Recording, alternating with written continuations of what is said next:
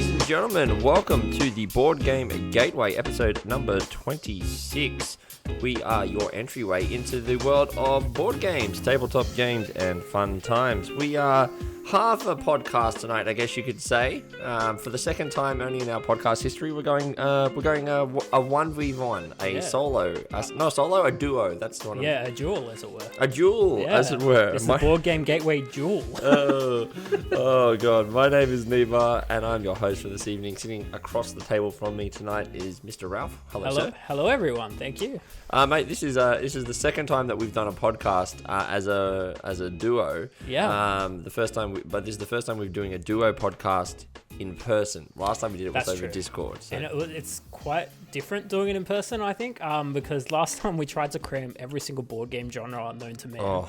That was quite a challenge. The board game genre reveal. What an episode that was. That was a fun one, though. It's also interesting because I want to speak to the camera sometimes, but I also want to speak to you because we're going to have... Yeah, we're having the chat and they're just there. Two mates having a good discussion about things we love. If you want to know what I'm looking at, you can go to our YouTube channel, Board Game Gateway, on YouTube. There we'll have all of our video podcasts as well as some Let's Plays, which Ralph has got up there, like Slay the Spire, some of his Blood on the Clock Tower, which, speaking of, you just held a Blood on the Clock Tower night on Friday. I did. I'm quite proud because one of the goals this year I set was like, I want to run consistent clock tower events. Like I want them to grow, and we had our biggest one yet so far. We had over 20 people register, and even more came on the night. That's great. So we got 2 games running. We ran the 3 base scripts. So the first time ever, we ran all 3, and it was fantastic. What a night! And I played a game with like Matt's brother-in-law. I didn't even know. Yeah, I was gonna mention Hamish.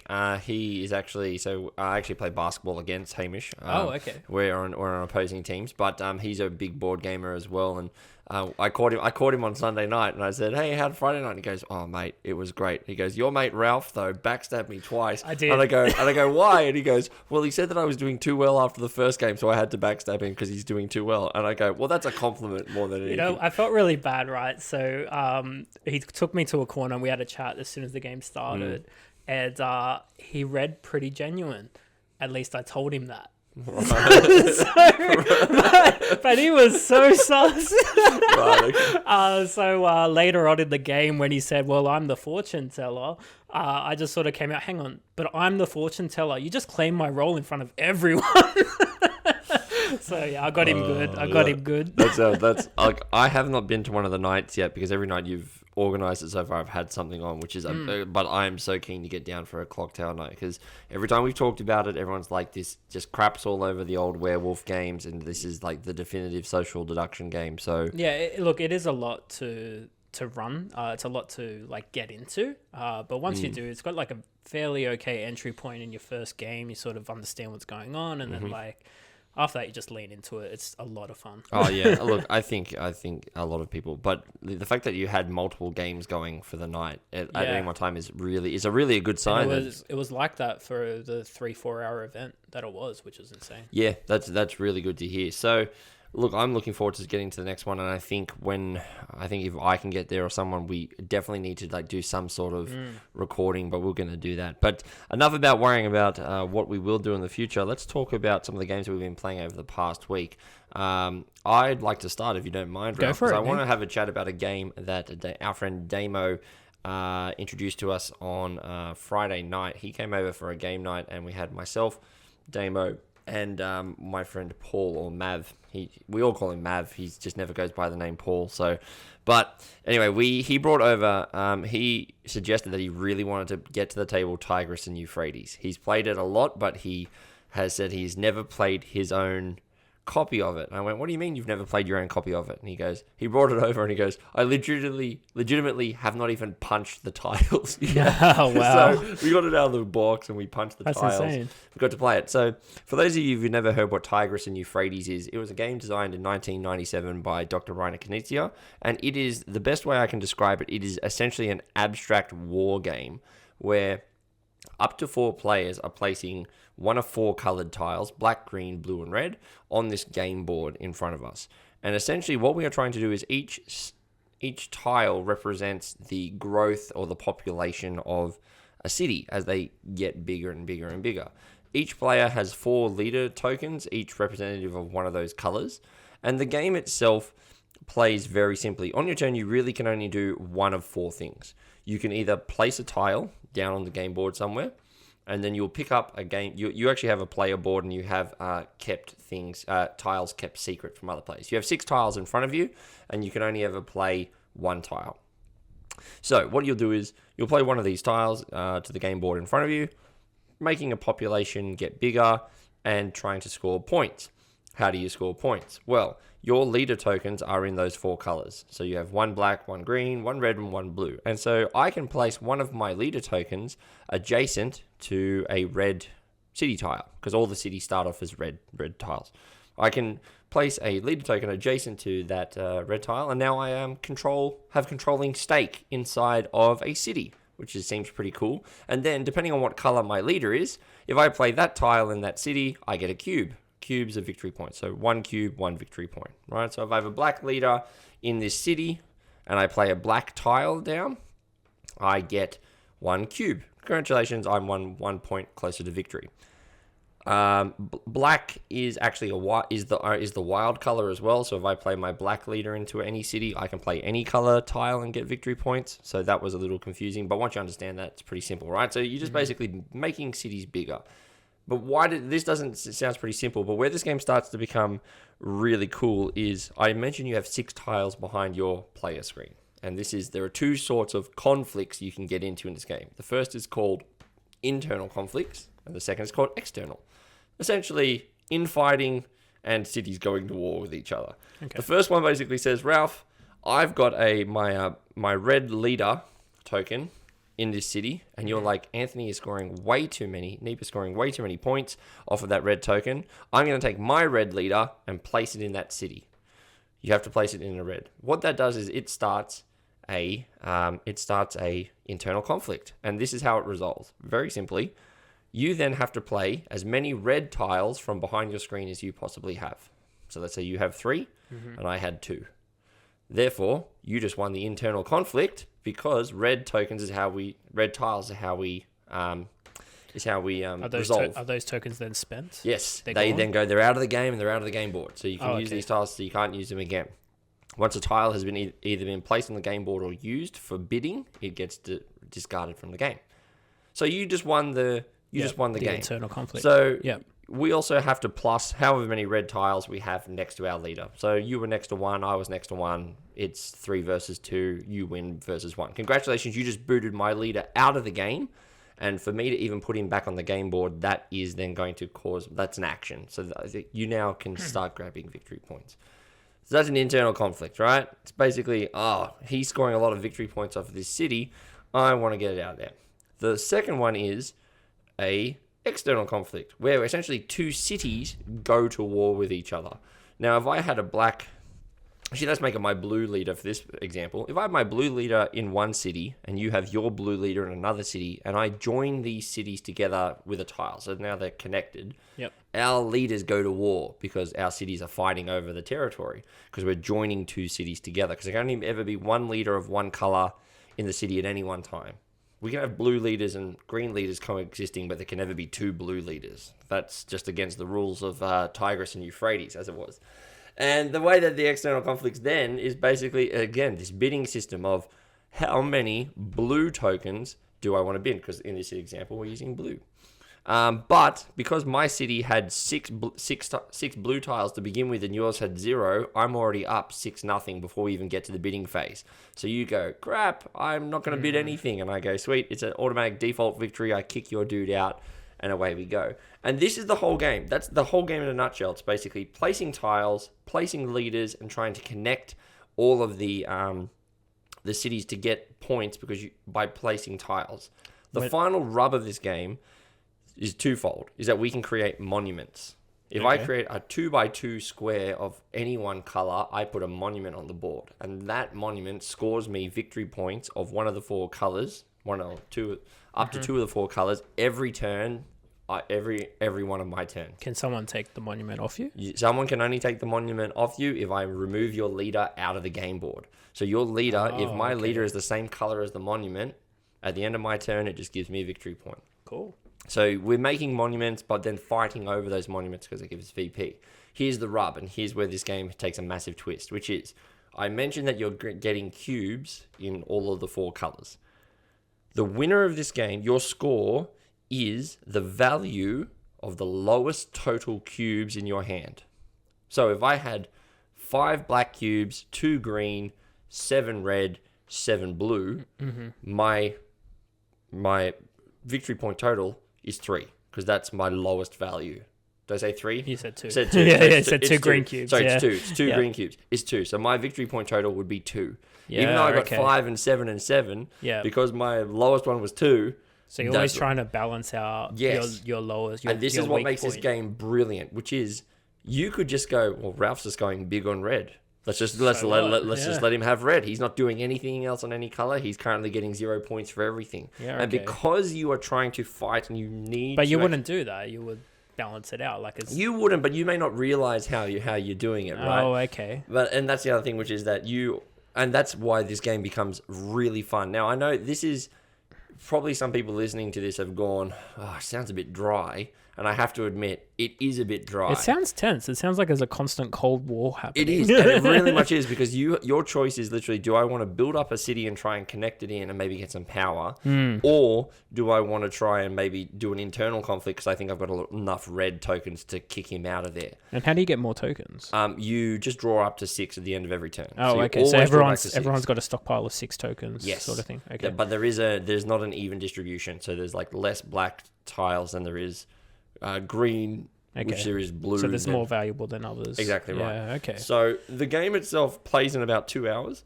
and it is a fantastic abstract war game. When I say abstract, it basically, if you don't It's understand, tile laying. yeah, it's like when you don't, it's like, it's not dudes on a map, it's not me moving units, it's like supposed to represent us doing political infighting and then external war fighting between cities. That's what it kind of represents. It's very, as I would say, it's very brown, but the colors of the tiles make up for it. But it's very, very tense, because this game literally invites you to mess with your friends. If we were playing this game, I would be very tempted to like take a tile and then maybe connect you and Damo up so you two start fighting. Because I don't have to connect my cities. wow, I can just place okay. tiles anywhere. But why would you want us to fight? Because Like, what's maybe, the benefit of that? well, if you two fight, then, well, in an external conflict, whatever color loses, so like whichever city loses, all of the tiles of that color get removed from the game board. So you can actually break cities up, you can repair them. And you can cause someone else to lose a monument. Or Yes, something exactly as well. right. And there's a few of these things. It sounds like a really cool game. There's Yeah. a lot going on, lot to think about. Like, it sounds so tense. There was one moment in the game, like I said to Damo, I said, I get what I'm doing here. I get the game, but it hasn't clicked for me yet. I don't get the interactions. And there was 3 moments in the game where I had the first click, where I'm like, I had the first click and I went, oh, I get how that works. Then I had the second click where I'm like, oh, I understand how that piece of and then the third and final one was like, I now fully understand how I can mess with people and actually start the political, like what I'm fighting over. Yeah. And that was a very big thing, because when I was doing that, I'm like, I didn't know what I was actually doing. There was one moment in the game where I'm like, okay, you don't get one action, you get 2 actions every turn. So I could place a leader and place a tile, or place a calamity token, which I haven't talked about, but essentially it's like I can just blow up a connection between these 2 cities because I feel like it with my calamity tile. You only get 2 of those in the game. The game sounds fairly simple, and it sounds tense. But Board Game Geek says it has a 3.5 out of 5 for complexity. It's not actually that complex. Yeah, okay. Because it's abstract, Yep. it can bounce off a lot of people, because it's like even when Damo was teaching me and I'm like sitting there going, yep, I get it. But I had to keep constantly asking questions. Like I was asking, so if I do this, that means that happens, correct? He's like, yes. But once I got my head around that, then all of a sudden it like, I wouldn't say it's a 3.5. I'd probably give it, I know it's only a 0.5, but I give it a 3. It's not like a midweight. It's a bit above a midweight, but it's not. I wouldn't say it's really that hard. It sounds excellent. It sounds I really had this cool. one moment where I'm literally sitting there. It was Damo's turn. I'm sitting there looking at one spot on the board, going, I have this brilliant move planned out, so long as Damo just doesn't touch that area of the board, because I have this really cool idea where I could place these tiles, which would force a conflict between myself and Mav. I should win this. it'll boot him out. That'll give me some victory points. And but Mav had been sitting there just generating victory point after victory point for a few turns. It wasn't that I was trying to pick on someone. It was just like I needed to stop him. Yeah. But then Damo had other plans and played a tile. I literally yelled at him. I went, "What the hell are you doing?" The hell wasn't said. It was the expletive. I actually yelled at him. I go, "Anywhere but there, Damo. I had a great plan." He's like, but he went, "Yeah, but even if it's a great plan, that plan doesn't help me." And I go, "Yes, but it stops Mav." Right? It was just like that moment of like the fact that I actually had that moment of, "What are you doing?" Right? Meant that I was engaging properly with the systems. And because I was engaging with the systems, I was having a lot of fun. I highly recommend anyone, if you get a chance, to play it. If you're what BGA would call a core gamer, you like big games, you like fun games. It's because it's not a war, quote unquote, game. It's a heavy strategy game. But it's strategy and it's so much fun. It's on Board Game Arena as well, I saw. Is it? Yeah. Oh, well, I'm going to have to go on there and give that a go because that could be a lot of fun. Like the time it says it takes like 34 minutes on average to play it, but I don't know. That's all right. That's not too bad. Look, considering we played in 2 hours in person, it was really good. Anyway, I highly recommend it. It will bounce off some people, but if you can get through that initial rules explanation, it'd be great. It is out of print. It is out of stock. Yeah, like so Rhino Knizia like printed it in 97. Yeah, he sold the rights to another company as well, and that company then has sold it to someone, and it's in like rights limbo. Hell or whatever it is. So they're hoping to get a reprint soon, but they've been hoping for a reprint for the past couple of years. So if you can find a copy, you will be paying a premium for it just because it's not out there a lot. Yep. However, it is a lot of fun, and I'm really glad that he introduced that to me. That's one more off the list of Damo's games that I have to play. So, I think that one's been on my radar for quite some time. It's just a game I have to play. Yeah. Like, it's just, you look at like all the best games throughout history, and that one's always up there. Yeah. And so we're going to go from Tigris and Euphrates. We're going to end that one now. We're going to continue on to our main chunk of the discussion for this week, unless, Ralph, you have another game that you've played this week that you want to bring us into, or shall we start our discussion? No, I think we should start our discussion, our theme for the week, I'd say. Absolutely. So as we decided that there was only, we didn't decide there was only going to be 2 of us, but when we realized there was only going to be 2 of us, what we decided to do is, well, why not we make that the theme? Let's make two-player games and 2-player extravaganzas a theme, which is that if you're watching the YouTube video right now, you'll see a game board in front of us. We're gonna save this one until later, but we're gonna start with what we are calling our gateway game of the week this week, which is a great 2-player game. It does play up to 4, but we're gonna call this a great 2-player game, which this week is My City by actually Rhino Knizia again. So the Doctor look, again. from that though, I'm gonna pass that to you, Ralph, and take the listener through what My City is. So on the podcast, I'm pretty much known as the campaigner, sort of the campaign game player, and My City is actually a campaign in which you can play with your loved one or another person.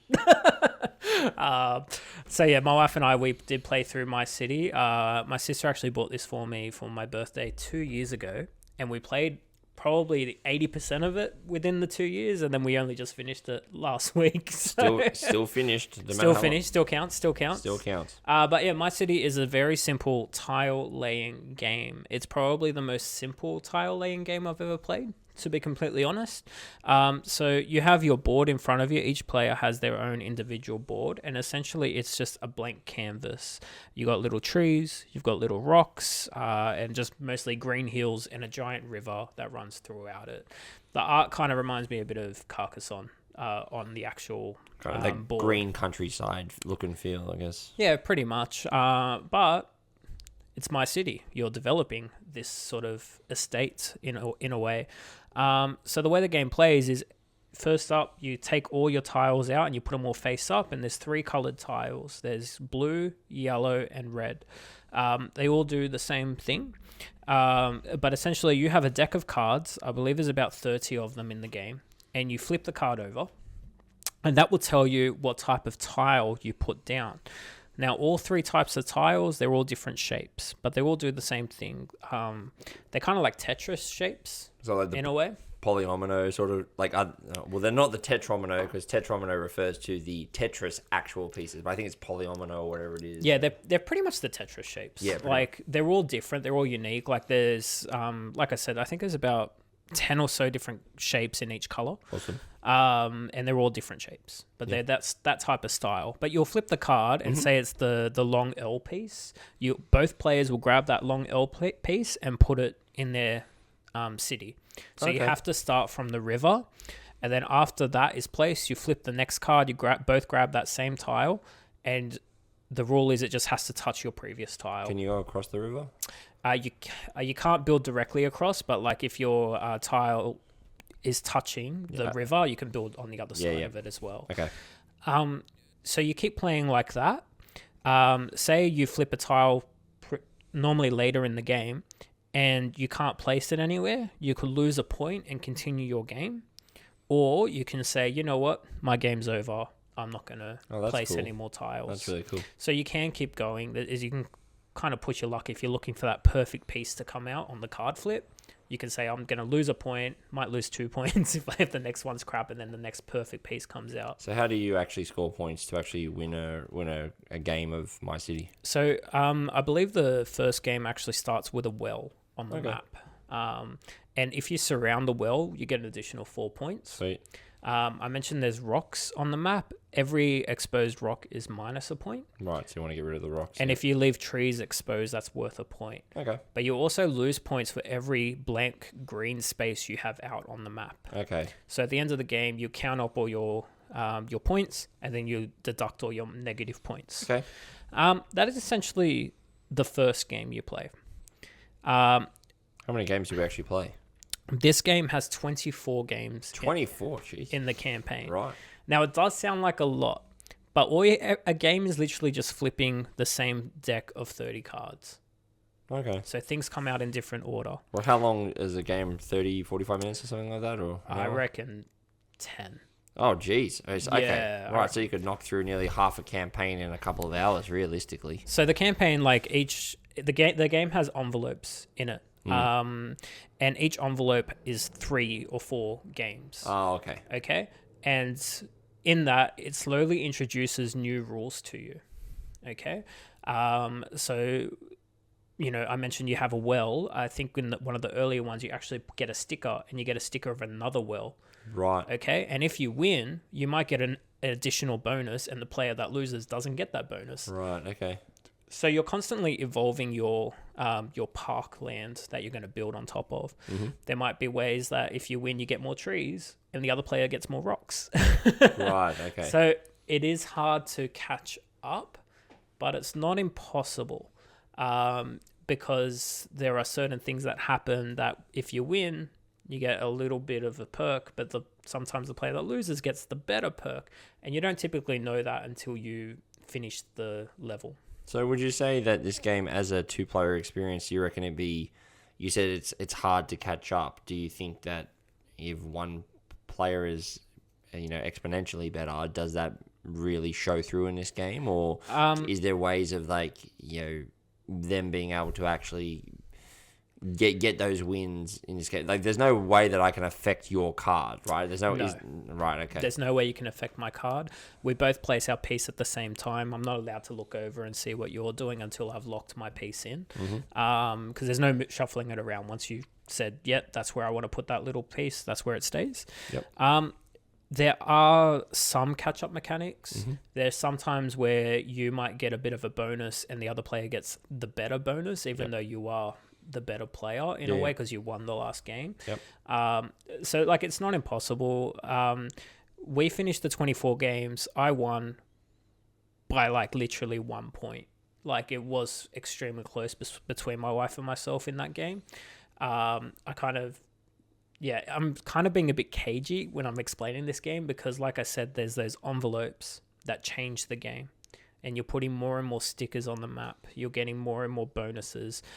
More exciting things come out, and things that drastically change the game. But you're not relearning a million rules. Okay. You're still flipping the same cards. It's just the placement and a few other things differ. That's right. Sometimes the rules do change, where it's like you get your 3 colors, but sometimes it's like, well, if you build all the red together, you get triple points. So you're trying to navigate that little puzzle. So the little puzzle always is constantly changing.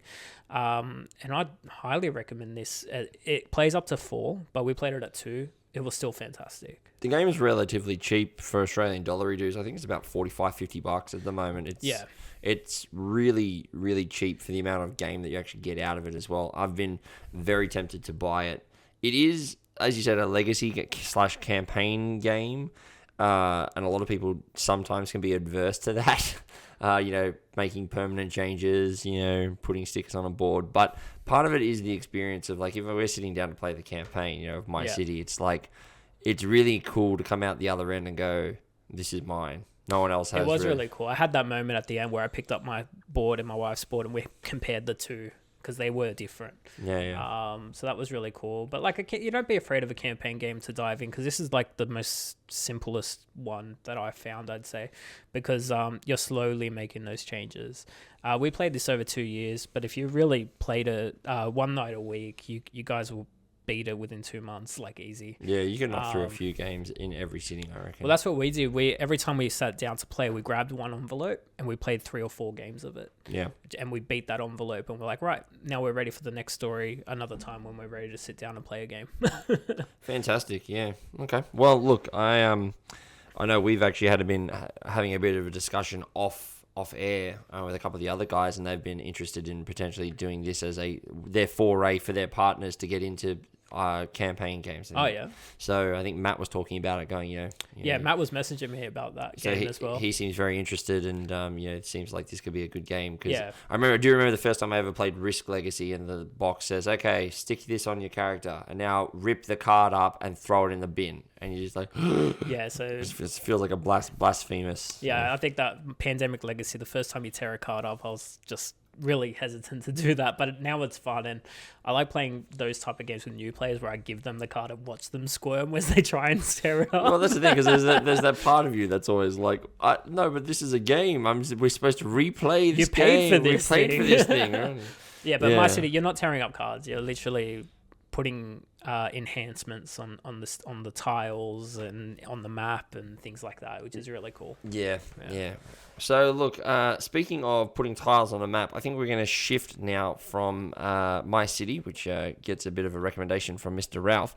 We're going to shift to a game now called Sieze Rome in 20 minutes. Now, I'm going to put this out there as this is one of my new favorite 2-player games. Yeah, solely 2-player. It is a solely 2-player game. No, 1 to 2-player. 1 to 2. But you can play it as against the automata. Oh, okay. I don't really ever like playing those kind of things. I much prefer this game. It's a very simple game, and I know the name Sieze Rome in 20 minutes is kind of long. But just bear with me, because this is a really cool 2-player game. I talked this to Ralph tonight. It is the sequel to Blitzkrieg, World War II in 20 minutes, designed by Paolo Mori. So this is his follow-up, his sequel. So Sieze is basically a 2-player game where we are fighting for control of Italy. But the way that the game works is very simple. The Roman Empire.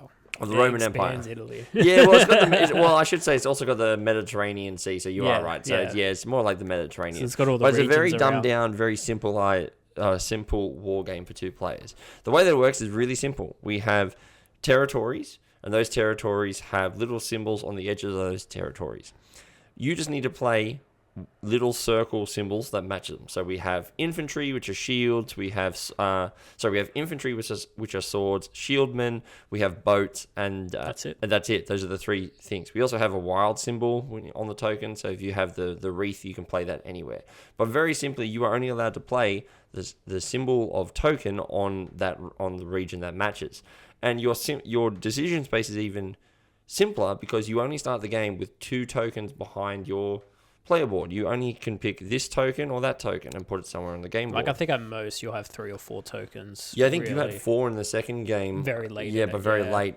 But you really have a small decision space. But really, all it is each of those values have they're up to 6 power, 6 strength. You can call it influence. And essentially, when I play it on a border in one of those symbols, one side will be low and one side will be high. So I may have 5 on one side and 1 on the other side, or I may have 3 and 3, or 4 and 2, 6 and 0. They're all adding up to 6. But essentially, by playing a token, I'm essentially putting influence into 2 different territories. Where this game becomes really interesting is that as the game progresses, each of the territories has a wild or a token, a special ability token in each of those regions. The person who closes that region doesn't necessarily win it, gets the token. So there are 4 of them in the base game. There are a couple of advanced ones, but the base ones are pretty simple. Take an extra turn, flip someone's influence token face up. You can grab another influence token immediately to give yourself an extra token to deal with, or you can grab the Senate token, and that's the only one that has a little bit of it just helps you get victory points towards the end. The game ends so we each have 12 victory tokens, and we just need to put them onto the board by doing it a couple of ways. We can either take control of a region. If we do that, congratulations. Seize territory. Yeah, I've got the most influence or most power in that region. I put a token there. Congratulations, I'm already on the way to winning. Yeah. I can, if I have neighboring regions that I control, I not only get the influence token for the region that I control, but I get to put an extra one underneath the border. It's like the army's like cascading and spreading out. It's Absolutely. Like the other players kind of got to stop you in your tracks. And the final way that I can do that is that I can grab the Senate tokens. And the Senate tokens are quite simply, on my first Senate token, I put my influence token in the region, congratulations, but then I put 1 token under my first Senate token. If I get another Senate token, I put 2 under there. Ooh, I've just doubled. If I get my third Senate token, I put 3 under there. And remember, I only start with 12 tokens. That was 6. So there's a lot going on here. And this game plays in about, it says 20 minutes, and it truly plays in less than 20 minutes. Ralph and I played 2 games of this tonight, and both of them played in under 15 minutes each. Yeah, I found the teach was fairly simple for me to grasp, but I really started playing the game properly in our second game. Yes. It was really tense. It was slow moving, but it definitely finished within the 20-minute time frame. Oh, absolutely. There was a few moments where we probably took, especially in that late game, we were taking a good 30 seconds to a minute each to have that choice. But because what ends up happening is the game really starts presenting you with these choices of, okay, I know that if I put my second influence token here, that means Ralph, even though he knows he's not going to win it, may just put it there to grab the wild token. And that token, maybe he needs a Senate token, and now he's only 2 tokens away from winning the game. So it's actually a very intense tug-of-war game, because it's actually not about winning influence tokens specifically. It's about actually timing when I'm going to place something in an area.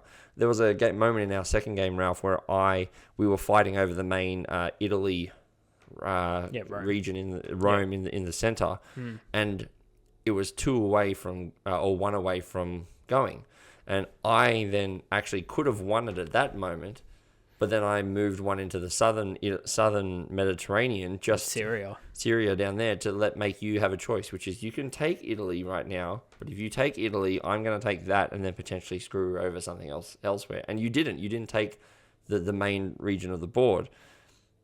I was also hoping that potentially what you were going to do was actually take Syria completely, but you didn't, because I think... Nate, let's just a minute. I didn't know what I was doing. You know what you were doing. You did. You kind of did know. But there was a moment where we were both looking at a region going, I can't put my token there, because the moment I put my token there, he's going to take the other region, which will then flip this big battle we had for Italy going on in the center of the board, which is great. And it's really it is really this simple game. I've taught it to my dad, who he just whoops my butt at it. I've played him 3 times. He's won all 3 of them. That first game I played against him, I'm like, oh, just go easy on him because it's his first time. And last time I taught him a board game, he didn't really enjoy it, so I'll go easy. Kicked my butt. And then the second game I went, right, now I'm going to play for realsies. And he kicked my butt again, and I went, no, it's for serious now. I'm going to win this third game. And he just destroyed me. He's got this really weird tactical mind where he just could control the flow. And that's what this is. This is a really good tactical game. Yeah. Because it literally is, I take my turn, you take your turn, and it goes back and forth. But you can plan out your turns. You can put tokens out early in certain areas that you're going to close off later. It was really interesting. I really like this game. Again, this is a 2-player only game. It's just got a few tiles, a bag. Each player gets a baggie, which is pretty good. There are a couple of like mini expansions that you can play with. So there's like Centurions, for example. Like if I take a Centurion token, there's like 3 tokens which are like really overpowered that I can actually grab one of those tokens and bring it into my stack. So you know that I have Centurions, but you don't know particularly which one that I'm going to play. So there's a few of those kind of things. There's also like the Poison Chalice, which means I can tell you to remove one of your Senate tokens and these kind of things. There's a few other things that go down. The game has got such a really cool, like, it's like very bright blue, green, red sort of colors in it on the game board. The colors were fine, but but yes, as our resident colorblind, it wasn't the colorblindness that bothered me. This one, it was the fact the map was too small. It is very like, small. All the tokens get clumped really close together. Like, they didn't have to be that close together. Well, I suppose, though, yeah, they didn't have to be that close together, but they also then, I will admit, especially in that center part of the board, it is very close around, especially around Italy and stuff like that. But yeah. I guess it wasn't... And, like, having the tokens for each player, like the 12 victory tokens you have, that didn't need to be on the board. You could have that on the side. It's fine. Yeah, I get that. I guess as well, yeah, from an accessibility. I mean... Like, why do I need the name of the game on the board itself as well? Yeah, that is true. I guess they were trying to make the footprint of it as small as possible, I guess. And yeah, but it didn't need to be a print at all. Yeah. I'm sorry, I'm probably being hypercritical. No, that's okay. Be hypercritical. Like, we don't have to like everything about every game that we play. I do think the game itself, mechanically, it is a really solid, really easy to play a game to get into. Yeah. It's one of those games that I think you can teach anyone. Like, I literally taught you in less than 5 minutes when we were playing, and we had all the rules down. I think I had the advantage because I played Paolo's other game, the Blitzkrieg game. It's very similar, but it's World War II. And I felt like, although in that game as well, it's similar where you have the 2 or 3 little circles to put on the board. I like that better because there was more surprise in it. There was more discovery. It's like, well, I'm going to put a nuclear bomb here. It's just, whoa. I feel like Blitzkrieg as a 2-player game is more about bluff and more like it's very much like, am I actually going to win the Western Front? There's no bluffing in this. Yeah, this is actually like an actual strategy game. It took the strategy game of like Tigris and Euphrates that we used to play and like dumbed it down even more. It's just like literally... Well, for what it's a fantastic strategy game. Oh, absolutely. I really enjoy it. It's like, it's not for every occasion, but if you just want 20 minutes to play a quick, hey, you want to do a quick like war strategy game. Yeah, there's not many of those. There is a little bit of luck in there in terms of like you only have 2 tokens and you have to do that. But again, this is one of the reasons why the wealth token is, we talk about, it's like, oh, what's the difference between having 2 tokens and 3 tokens? It's like, it's 50%. It's actually so much information. Yeah. You don't... And because I wanted to play with the wealth token on our second game, I went for that, but it cost me room. Yeah, and that's the thing, which is like, there's these interesting choices of when you go for stuff. I highly recommend it. Yeah, me too. If you want to see it on the YouTube channel, again, I'm going to pimp that out. You can see what the box looks like. But that is Caesar, Seize Rome in 20 minutes. But I want to talk about this game that we have in front of us. Because I actually enjoyed this game the most out of the games that we played tonight. And the game that we have sitting in front of us is Mandala, or Mandala. I'm not sure. I think it's Mandala. Mandala, I believe. It's an Indian term. But this game is brilliant in ways that did not occur to me when we started playing this game. It is... I'm going to start here. I'm going to let you take the people through it, Ralph. But this game that we have, it comes in... It's basically it's a tea towel. It is a tea towel. It's a tea towel. Yeah, I'm a P9 Italian. Yes, it is a printed tea towel. And it has a game board that we can play on. And I loved this game. We played 3 of it, and I love it. So then we tell people about Mandala for tonight as our final game. I'm a bit ashamed because I didn't do a lot of prep work for tonight, let's be honest. But there's actually a deep history about this Mandala game. So it's worth checking out and diving into as well. But... the way I sell this game is, hey, do you want to play a game where you play on a tea towel? Just that novelty alone for some people will be like, what do you mean? It's definitely. Like my wife has taken this game to my mother-in-law's house just to show her the tea towel and the fact that it's a game board.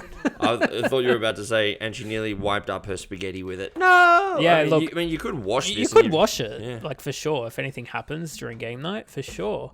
But yeah, Mandala, it's a fantastic game. It's a card game at its core. And essentially, you're going to make a pretty picture on 2 sides of the of the tea towel. This pretty picture consists of 2 giant circles, which are the play area. So you're playing 2 circles at once, and there's going to be 2 cards in the center of each circle. Now, each card has one of 6 colors on it. Okay, so you have your yellow, your purple, your black, green, red, and I think that was 6. Orange. Thank you. Your last color. Perfect. Still can't find an orange. There it is. I couldn't find a green for the life of me in one of our games. Yeah, that's right. Nee just needed a green in our game. We could not find it. But essentially what you're going to do is I'll focus on one circle, one mandala. Each mandala needs 6 colors in it to be a completed pattern. Now, on your turn, you can either, of your 6 cards in your hands, you can either place 1 card in the middle of the mandala, as long as that color is already in the center or not in the mandala in any other location. Or you can play a card on your side of the mandala, and you can only do that if that color is not in the mandala at all, not in the circle. And when you play it on your side, it's essentially a bidding war for the prizes of the colors in the middle. So if you play one on your side, say I played a red on my side, I can only do that if there's no other red anywhere else in that circle. But that means that your opponent can no longer play red on his side. Okay? And he can't play any color that's in the center of the mandala. So at the moment, if there's yellow and purple in the center and I've got red on my side, it means he can only play orange, green, or black.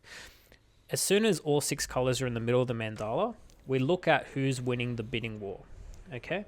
So at the moment, Nee has 2 and I've got 1. Go to the YouTube channel to see what we're talking about if you want to see it in video. Yeah, it's actually really hard to explain audio only, but essentially whoever has the most cards on their side wins the mandala. Yep. We discard all the cards that are on your bidding side, and then the rest are divvied up in point values. So the person who won, Nee, will get to pick which color he picks first. So he's going to choose orange in this case, and that is now worth 1 point to him. So for the rest of the game, for every orange Nee gets, it's worth 1 point.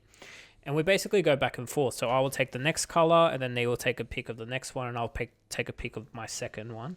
So basically, on your side of your tea towel, you're going to have places for point values. So you're going to have 1, 2, 3, 4, 5, 6. And the first color you take of any color is going to be worth 1 to you.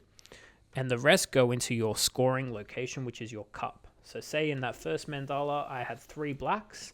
I'll put one of the blacks on my 1 point value and the remaining 2 into my cup.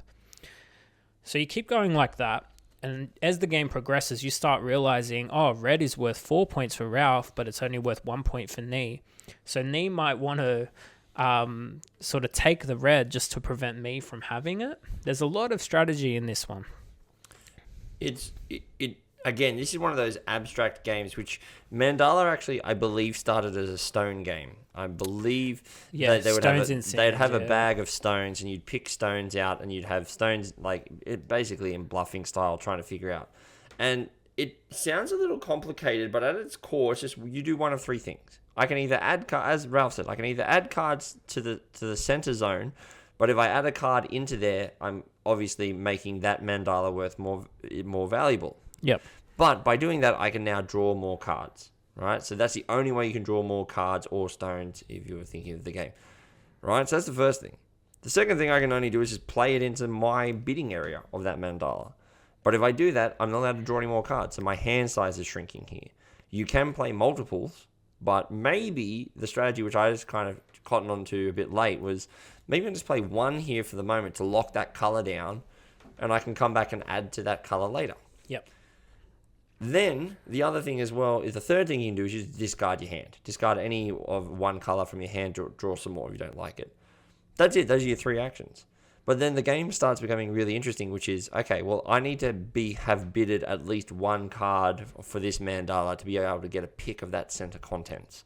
So maybe I need to place 1 on there anyway, knowing that I may not win it, but I'm going to place it there just to make sure that I get some of that contents. And that happened a couple of times in our games where I took them from Ralph, just to put a single card there, knowing that I just didn't want you to get the full distribution of points. I needed some of those as well. Yeah, now, I didn't win any of the games we played, but I played this game a fair you bit. have, but that still didn't discourage me. The scoring system as well is like, well, you want to finish you want to finish getting all 6 colors in front of you, because that's how you end the game. But you may not want to end it so early if you know that your opponent has got a lot of all of big, high-scoring point value cards. It's that's it. That's as simple as it is. It's basically play a card. Depending on where you play it, depends on if you draw. Do we do some mandala? Like, do we distribute the points?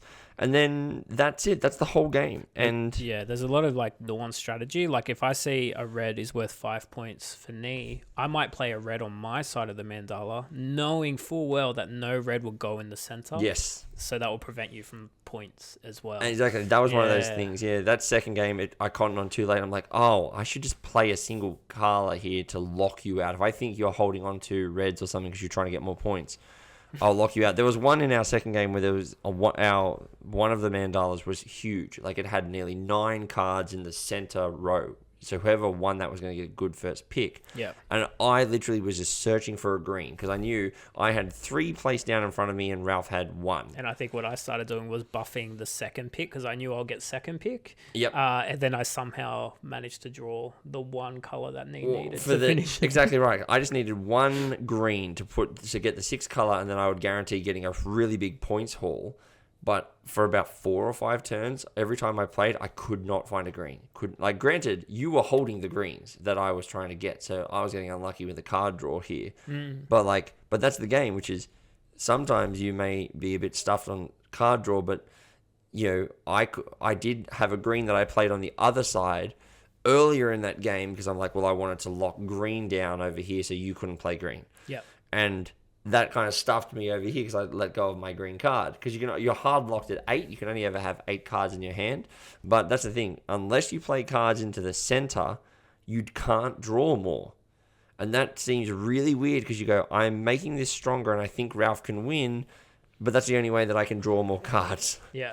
And it was really tense. I really enjoyed this game. I really liked what we were playing. I think the fact that you have 2 mandalas to play with really is what makes this a game. If you only have 1, it would just be luck of the draw. But you have some agency as to where you're placing your cards, because essentially you have 4 locations to place your cards every time. And it's like, there's just so much strategy as to locking your opponent out or trying to bank the right points at the right time. It's tense. Yeah.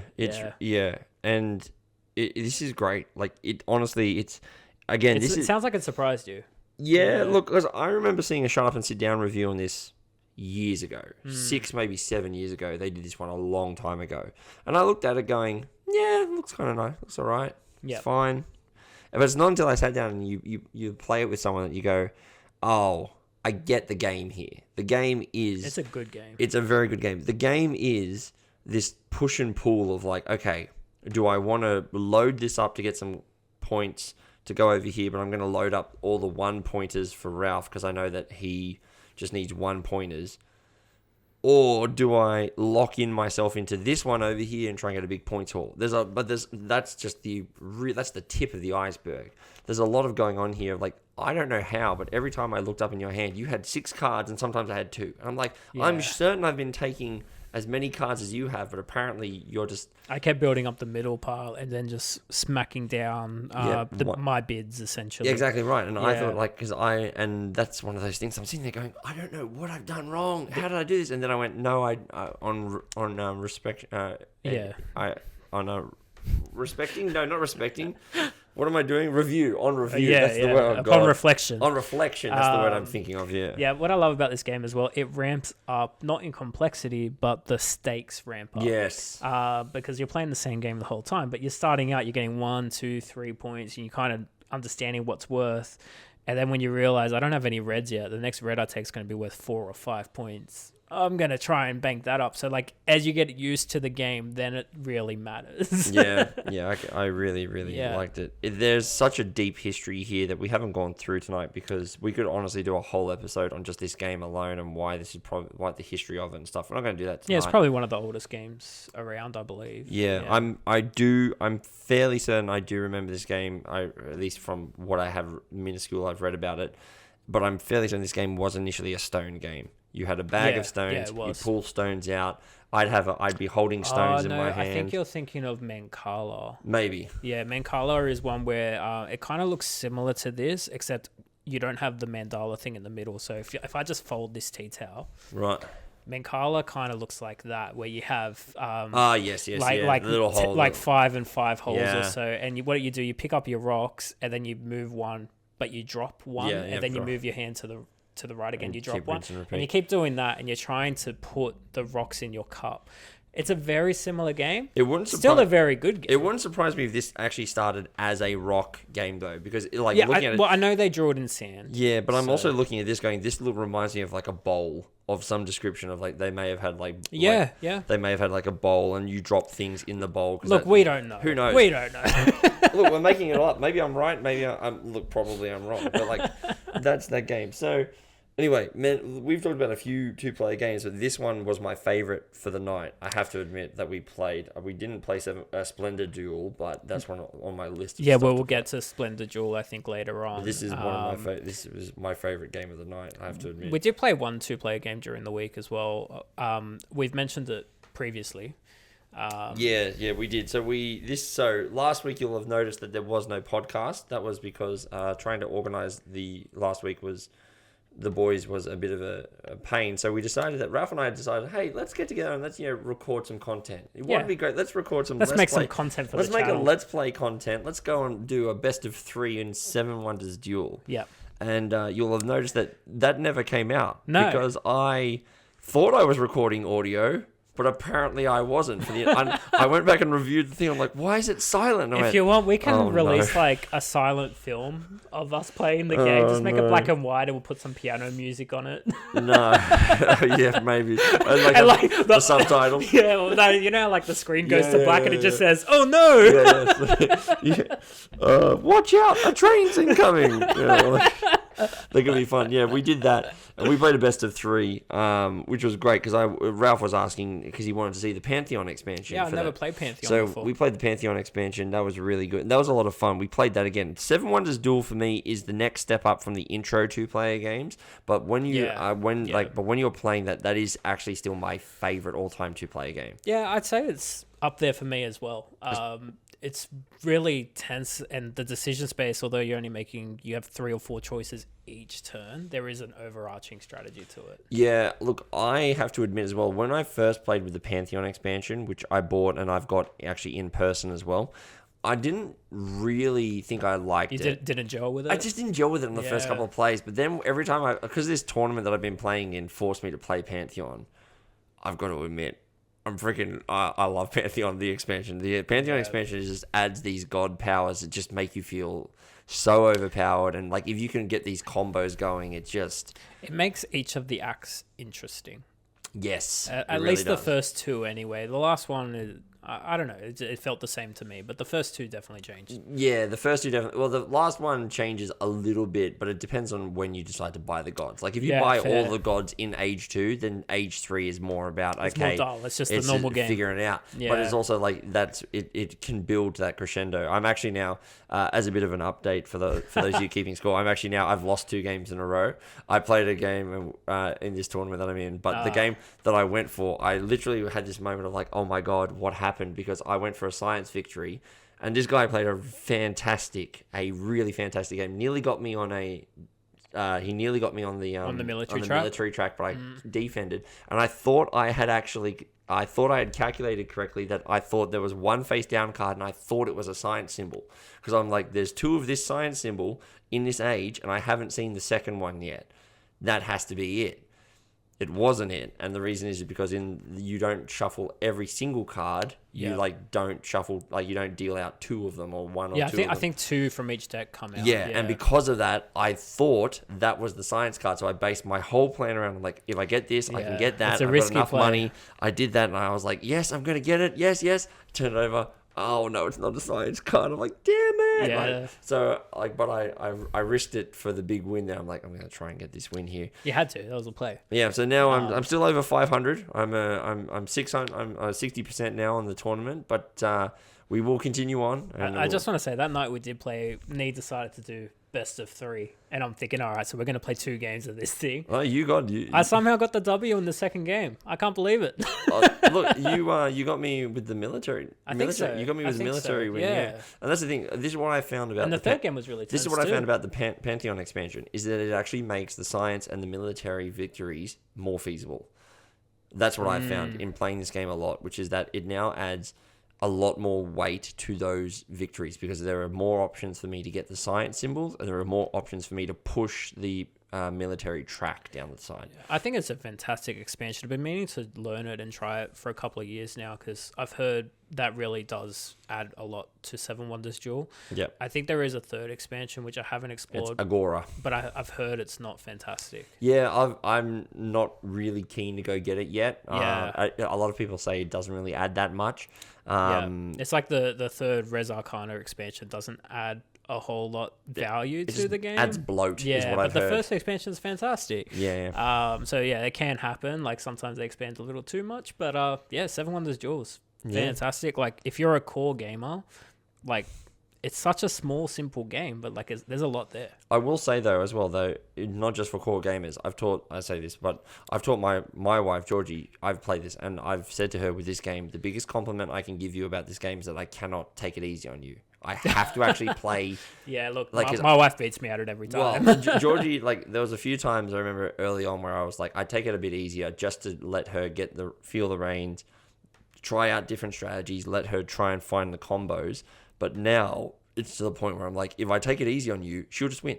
Yeah. Like there's no more of this. Like she's good enough that I actually have to try. I have to try to actually beat her. Otherwise, she just wins. Yeah. And that's where we're at. So that's a fantastic game. That one. Yeah, I do love that one. All right. Well, look, we've covered a few games here. Now, this is by no means all of the 2-player games are out there. That we've got so many more that we could talk about. Yeah, I hope you guys found something interesting that you might want to try down the line as well. Yeah. Look, there are so many games out there. If you've still made it this far in the podcast, leave us a comment. What's one of your favorite 2-player games? We'd love to know what you like to play. Is there 2-player games that you like to play with your significant other, your partner? Are there 2-player games that you refuse to play with your partner because of? So we'd love to hear all about it. But if you feel like there's any games we must play, let us know. Yeah. So we will also at the end of this episode, we'll start to just get a little bit of a hype, which we have an upcoming article on our website, which is going to be from our man Ralph here. So there's he is the campaigner, and we'll say that there is a little bit of an article around that flair coming out. That is actually going to coincide with the release of our brand new website, which still looks the same, but is technically completely different on the back end, which is great. So we can actually do things like filter out. You can filter out podcasts. If you only want to see the episodes with Ralph, you can filter out myself and just go to the Ralph episodes. That's fine. I don't know if anyone will want to do that. Let's be honest. Well, maybe Tina. Let's be honest. No. She hears enough from me. But anyway, speaking of our website, go to www.boardgamegateway.com. There you can find all the links to our social medias, the podcast, to our YouTube channel. You can find all of the fun things there as well. We'd love to see you there. Go to our Facebook channel, our Facebook page, all that other fun stuff. We'd love to see you as part of this community. Until next time, though, we keep on gaming, and I think we should go play some more. What do you reckon? Yeah, 7 Wonders Duel. Let's do it. Sure, why not? All right, guys. Let's make some content with ourselves, and then we'll... All right, yeah. We'll just keep like this. Yeah, just like perfect. 40 minutes, not talk. It'll be like a 10-hour video, just so you can see it. I just like it.